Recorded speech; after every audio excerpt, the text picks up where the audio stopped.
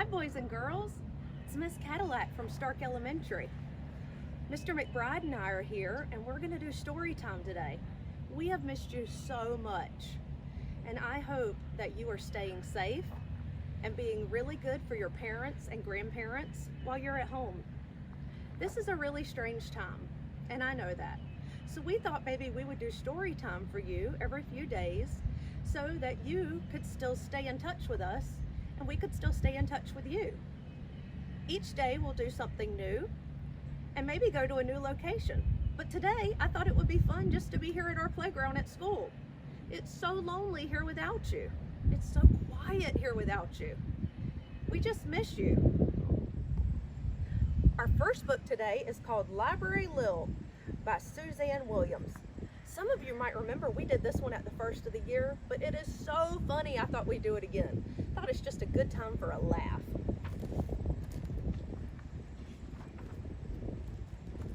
Library Lil.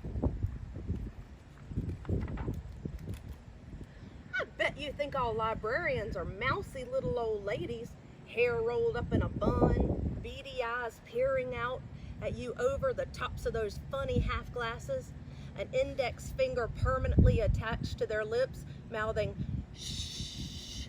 It's not what Miss Kadlec looks like, is it? But you've never heard about Library Lil. Lil wasn't always a librarian, of course. She was a kid first, just like most people. Lil in the bathtub, 1 year old. Lil in secondhand Rose, 3 years old. That's her kitten, secondhand Rose. Lil on the soccer field at 5 years old. And Lil builds a fort, 7 years old. And like most kids, Lil had a wild imagination. She loved to read, and she imagined herself the hero of every book she checked out at the library. By the time she was 8, she'd read all the books in the children's room. Yes, Lil was a fast reader, and she had the most powerful, strong arms, too. When the 3rd grade soccer ball got stuck under the principal's car, Lil retrieved it. Do you think that's true? I think she's just fibbing a little. Her strength might have come from carrying all those books around. For when Lil ran out of children's books, she started in on the encyclopedias. She used to check out a whole set at once. She'd walk down the street reading the A volume, held open in one hand, while she balanced the remaining volumes on the palm of her other hand. She'd turn the pages with her teeth. And look, there's her kitten still on top.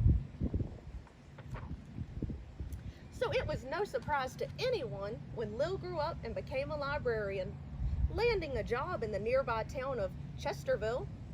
The townspeople soon dubbed her Library Lil. Lil's specialty was storytelling, but when she advertised a story time in the local newspaper, no one showed up. And when she posted a list of her fantastic new books she had ordered, no one came to check them out. How do you think she's feeling? I bet she's sad. It was clear that the people of Chesterville were not avid readers. Television was their favorite form of entertainment, and Lil did not approve of TV. Keeps the folks away from good books. That was Lil's way of thinking. TV was evil, ranked right up there with poison ivy and mosquitoes. She knew she had her work cut out for her.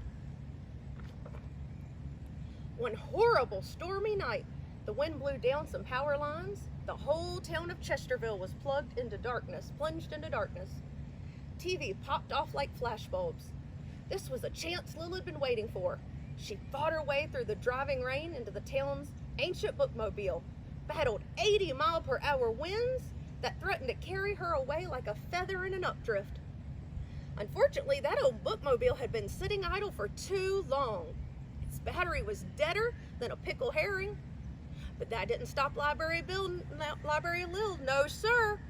Up and down the streets of the town she went, pushing that bookmobile ahead of her just like a baby carriage. Look, she's pushing it with her kitten behind her. By the end of the night, every man, woman, and child in Chesterville was reading a book by the flickering light of a candle. The power was out for 2 weeks, by which time the townspeople had solidly formed a habit of reading. Suddenly, folks were borrowing more books than they had in their entire 50 years since the library had been built, and they were standing room only for Lil's story time. She's even dressed up like the big bad wolf, huffing and puffing. Not long after the storm, a motorcycle gang rode into town. The leader of the gang was Bust-em-Up Bill. He was a towering 6'7", and when he took off his jacket to play pool, he revealed a skull and crossbone tattoo that would scare the wool off a sheep. Now at first, Lil took no more notice of Bill and his gang than a duck would of rain. She was only interested in readers, and they kept her plenty busy at the library since the storm. So while Bill and his gang hustled pool at the local tavern, Library Lil checked out books. It wasn't long before Bust-em-Up Bill found out about Lil, though. You see, he was in the habit of watching professional wrestling on Tuesday nights. So when Tuesday night rolled around, Bill expected to watch his favorite program. "Hey, where's the TV?" Bill said. "We don't have one, sir. Nobody in town watches TV anymore. There's too many good books to read." "No one around watches TV. What's the matter with you folks?" The man chuckled nervously.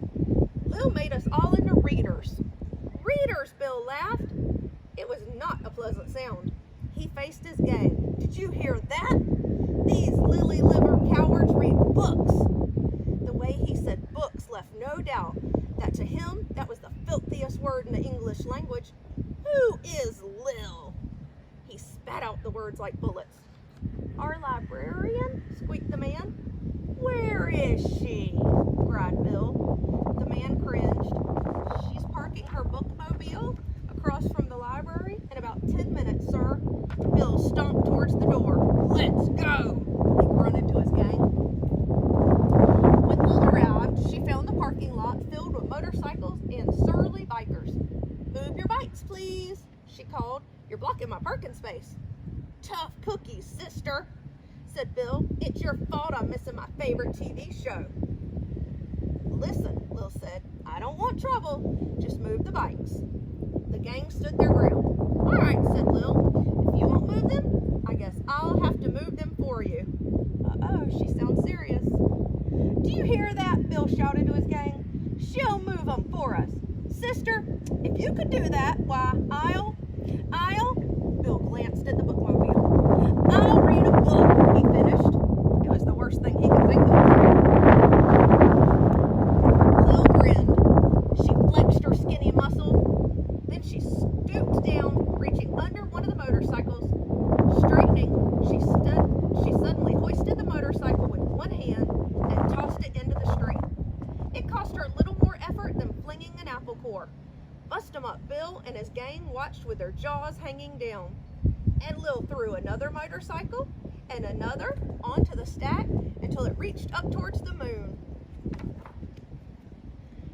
When she cleared the parking lot, Lil drove the bookmobile onto it. Then she climbed down and headed in the library's front door. "All right, boys," she called out. "I'm open for business." Bill's boys tried to sneak away, but Bill hauled them up by their collars. "Not so fast," he growled. "We're all getting books. If anyone tries to leave without one, he's gonna be reminded why my name's Bust-em-Up." It wasn't long before every man in Bill's gang was reading. Of course, some of them hadn't learned to read too well in school, so Lil even gave them some easy books to begin on.